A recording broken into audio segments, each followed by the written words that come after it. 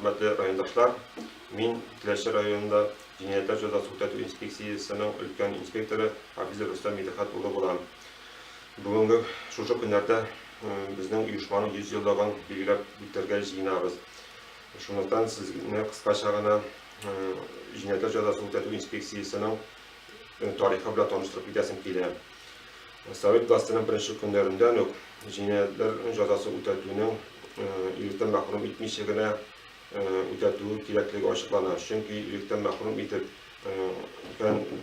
orunlardan halk bilen tuğulu terbiye işi alıp barı mümkünlüğü bek az bolar. Hem 1919 yılının 7 mayının 38 nömerli kararı negizinde orunlarda halk justisiyası bu iş yükletildi. Orunlarda bu iş işlep gide hem mecburi iş cemiyetke faydalı iş başkaru cazası bulup. Cinayet cazası ödetu inspeksiyaları türlü özgürlükler geçirir. 2005 yıldan başlap bizim rayonda dağın Cinayetler Cezası Ödetu İnspeksiyası işi başlayı. Anı en birinci җитәкчесе bulup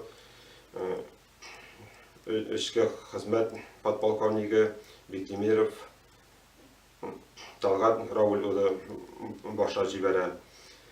Ул 2005 yıldan 2013 yılga kadar җитәкли. 2017 yılının 19 mayından Tileşir rayonu Cinayetler Cezası Ödetu İnspeksiyasının özgürtüler hem Arşa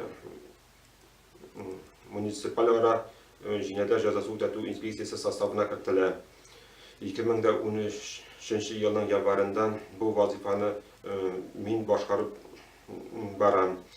2018 yılda Cinayetler Cezası Ödetu'nun uçatından 64 kişi öte. Şunun 4'isi hatan kız, 4'isi türlü tertip bozuklar arkasında türmelerge yabılar. Bugün günde bizim rayon Cinayetler Cezası Ödetu İnspeksiyasında 29 kişi uçta tura, alar bilen türlü terbiye şara barlar.